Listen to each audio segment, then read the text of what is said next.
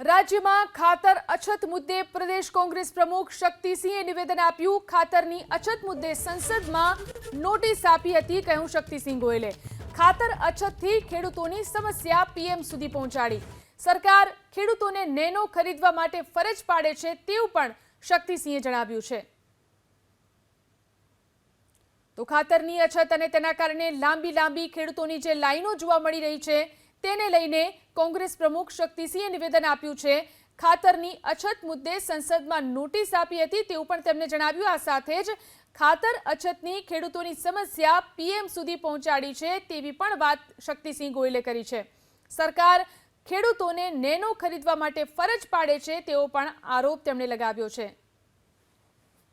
ગુજરાતમાં ખેડૂતોને ખાસ કરીને એનપીકે, ડીપીએ અને યુરિયા આ ખાતરની વારંવાર અછત અને અત્યારે સૌથી વધારે શિયાળુ પાકની વાવણી સમયે અછત ઊભી થઈ છે। આ મુદ્દાની પણ મેં નોટિસ આપી હતી, પણ કમનસીબે ભારતીય જનતા પાર્ટીના સંસદ સભ્યોએ જ 7 દિવસ સુધી પાર્લામેન્ટ ન ચાલવા દીધી। જે ચાલતું હોય ક્યારેય આવું જોયું નહોતું કે સત્તા પક્ષ હાઉસ દેકારો કરીને ન ચાલવા દે, જેના કારણે આવા મુદ્દાઓ જે પાર્લામેન્ટમાં હું ઉઠાવવા માંગતો હતો એ ઉઠાવી નથી શક્યો।